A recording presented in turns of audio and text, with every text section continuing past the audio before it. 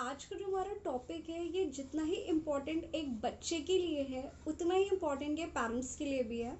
तो जो भी पेरेंट्स मेरी वीडियो अगर देख रहे हैं, आप मेरी वीडियो से 1% भी कुछ भी सीखते हो तो प्लीज़ आप इसे अपने बच्चों के ऊपर और अपनी फैमिली के ऊपर ज़रूर इम्प्लीमेंट करेगा, ये मेरा रिक्वेस्ट है। ओके, तो अब हम इस टॉपिक के ऊपर बात करते हैं। एक्चुअली होता क्या है ना कि कपल में फ़ाइट होना नॉर्मल है, हस्बैंड वाइफ में फ़ाइट होना नॉर्मल है। और होता क्या है ना कि जब हम ये फ़ाइट करते हैं और ये चीज़ें हमारे बच्चे देख रहे होते हैं, उन पे बहुत बुरा असर पड़ता है। उस फाइट का बहुत बुरा असर बच्चे के मेंटल हेल्थ के ऊपर पड़ता है। और हम फाइट करके शायद नॉर्मल हो जाते हैं, बट वो बच्चा नॉर्मल नहीं हो पाता। आप शायद एक दिन फाइट करो, 2 दिन फाइट करो, अगर ये रेगुलर बेसिस पे हो रहा है तो वो बच्चा अंदर से बहुत ज़्यादा बीमार है। बीमार खाली बाहर से होना बीमार नहीं होता, बीमार अंदर से भी होता है। तो ऐसे बच्चे जो रोज़ अपने पेरेंट्स की फ़ाइट देख रहे हैं, वो अंदर से बहुत ज़्यादा बीमार होते हैं। तो मेरी रिक्वेस्ट है, अगर आप फाइट कर रहे हो, पहली बात तो अवॉइड करो फाइट करना। लेकिन प्लीज़ अगर आप फाइट कर भी रहे हो, क्योंकि ऐसा हो ही नहीं सकता कि आप फाइट करो ही ना, क्योंकि नॉर्मल लाइफ में अगर फाइट ना हो तो आप इंसान हो ही नहीं, है ना, यही होता है ना।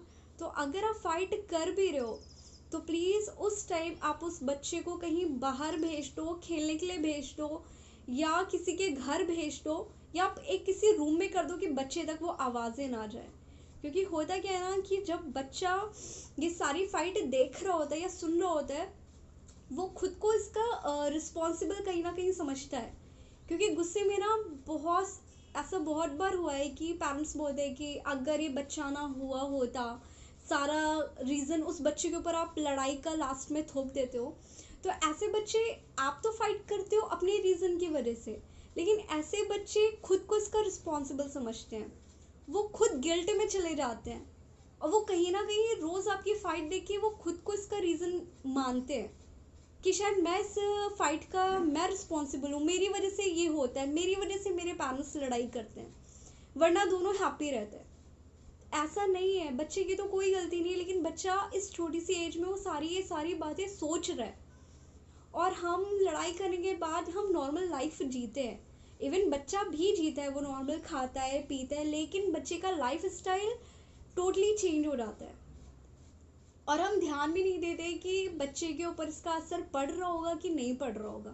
पड़ता है, बहुत बुरा असर पड़ता है आपकी फाइट का एक बच्चे के ऊपर। ऐसे बच्चे का आप कॉन्फिडेंस लेवल देखोगे 0% होता है। अगर आप बाकी बच्चों के कंपेयर में देखोगे तो जो बच्चे, जिन बच्चों के घर में उनके पेरेंट्स फाइट कर रहे हैं, उन बच्चों का कॉन्फिडेंस लेवल 0% होता है। ऐसे बच्चे खुद के ऊपर इतना डाउट करते हैं, खुद के होने पे भी डाउट करते हैं वो बच्चे। धीरे धीरे ऐसे बच्चों का हेल्थ भी बहुत ज़्यादा ख़राब होने लगता है। आप यकीन करो या ना करो, मैंने ऐसा बहुत ऑब्जर्व किया है कि जिन घरों में लड़ाइयाँ होती हैं, एक दिन के लिए नहीं, रेगुलर बेसिस पे, ऐसे बच्चों का स्टार्टिंग में हेल्थ धीरे धीरे ख़राब बहुत ज़्यादा होता है, उनके हेल्थ पे बहुत हद तक इफेक्ट आता है। और हम पेरेंट्स क्या बोलते हैं कि हम तो बच्चे को खाना खिला रहे हैं, हर चीज़ अच्छी लाइफ दे रहे हैं, देन इतना बीमार क्यों रहता है? बीमार वो अंदर से है, वो बाहर से तो है ही नहीं, वो बीमार अंदर से। और ऐसे बच्चे धीरे धीरे ना पढ़ाई में भी उनका जो पढ़ाई में भी मन नहीं लगता। वो पढ़ाई में भी ऐसा नहीं है कि वो बेवकूफ़ हैं या उनका मन नहीं लगता, वो उनका ध्यान कहीं और ही है। वो यहाँ से तो है इसी दुनिया में, बट अंदर से वो किसी और ही दुनिया में है, इसलिए वो उनका पढ़ाई में भी मन नहीं लगता। फिर हम इसके लिए भी बच्चे को ब्लेम करते हैं, बच्चे को मारते हैं, बच्चे को पीटते हैं कि पढ़ाई में भी अच्छा नहीं है। फिर हम उसे धीरे धीरे बोलना स्टार्ट कर देते हैं कि तुम बेवकूफ़ हो, तुमसे कुछ नहीं हो पाएगा लाइफ में। फिर जितना आप उसको निगेटिव बोलते जाओगे, उतना और निगेटिव वो खुद के लिए होता जाएगा।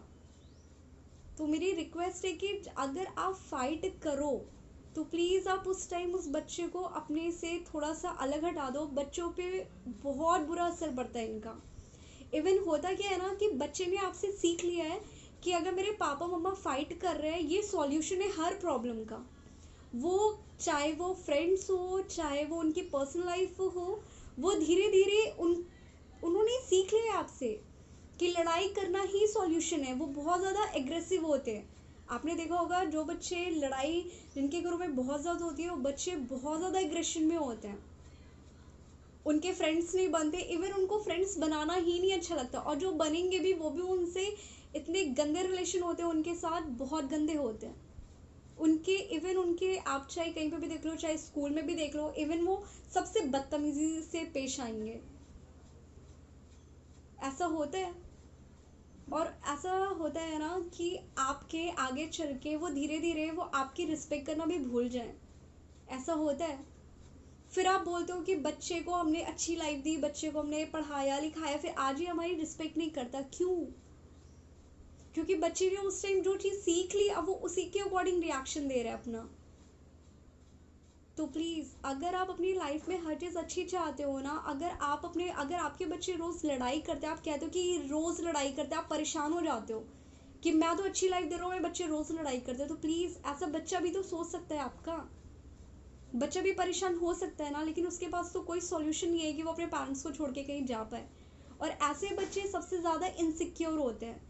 एक जो हमारी फैमिली होती है, फैमिली हमें सिक्योरिटी देती है, लेकिन जहाँ पे रोज़ लड़ाई हो रही है, बच्चा खुद में सिक्योर नहीं है, खुद की फैमिली में सिक्योर नहीं है, फील कर रहा है वो। तो ये सारी चीज़ें बहुत हद तक गलत है। अगर आप लड़ाई करो तो उस टाइम अवॉइड करो कि आपका बच्चा उस जगह पे हो ही ना, आपका बच्चा वो लड़ाई आपकी सुने ही ना, क्योंकि इसका अफेक्ट बच्चे की मेंटल हेल्थ पे बहुत ज़्यादा होता है। और ऐसे बच्चे के अंदर बहुत ज़्यादा स्ट्रेस होता है।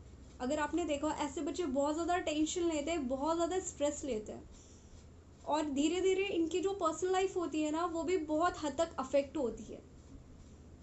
अगर आप ये नॉर्मल बच्चों को देखोगे और ऐसे बच्चों को देखोगे, बहुत डिफरेंस होता है। ऐसा नहीं है कि इनकी दो सींगे हैं, दो बड़े बड़े कान हैं, नथिंग, ऐसा कुछ नहीं है।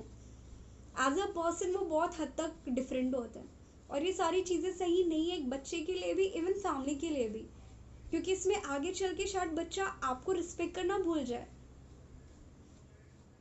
आप समझ रहे हो मेरी बात? तो प्लीज़ ये मेरा रिक्वेस्ट है कि अगर आपके घर पे बच्चे हैं तो आप अवॉइड करो उनके सामने फाइट करना, क्योंकि आपका बच्चा आपसे शेयर नहीं कर सकता, क्योंकि इतना डरा हुआ होता है वो आप ही से।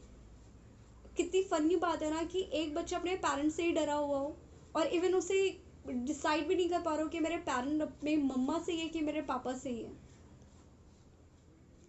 एक लेवल पे जब वो बड़ा हो जाएगा तो शायद उसको समझ आए कि क्या रियलिटी है, कैसे उसको हैंडल करना है। लेकिन छोटे पे आप ही हो जो आप उसको सिखा सकते हो, और छोटे पे ऐसा होता है कि बच्चा वही सीखता है जो उसके आसपास हो रहा होता है, वो चाहे अच्छी चीज़ हो रही हो चाहे बुरी चीज़ हो रही हो। ऐसे बच्चे धीरे धीरे ना बहुत अलग होते हैं, उनके अंदर गुस्सा बहुत ज़्यादा होता है, उनके लिए हेट बहुत होता है। ऐसे बच्चों के अंदर हेट बहुत ज़्यादा होता है लोगों के लिए। तो ये सारी चीज़ें उस बच्चे के लिए अच्छा नहीं है। आप तो शायद लड़ाई करके नॉर्मल हो रहे हो, लेकिन वो चीज़ें उस बच्चे के लिए अच्छी नहीं है। तो ये मेरा रिक्वेस्ट है कि अगर आप फाइट कर रहे हो, करो, आपकी वो आपके ऊपर टोटली आपके ऊपर डिपेंड करता है, लेकिन अगर आप कर रहे हो तो प्लीज़ आप उस बच्चे को उस जगह से हटा दो। मेरा रिक्वेस्ट है कि बच्चे की मेंटल हेल्थ पे आप प्लीज़ कोई अफेक्ट मत आने दो अपनी पर्सनल लाइफ को लेके, क्योंकि बच्चा आगे चल के एज अ पर्सन वो क्या बनेगा, ये सारी चीज़ें वहीं से डिसाइड होती है। ओके, तो ये मेरा रिक्वेस्ट है कि अगर आप फाइट कर रहे हो या नहीं कर रहे हो, आप अगर फाइट कर रहे हो तो उस जगह से उस बच्चे को हटा दें। उसके बाद आपको जो करना है करें, लेकिन अवॉइड करिए कि आप बच्चे के सामने फाइट ना करें।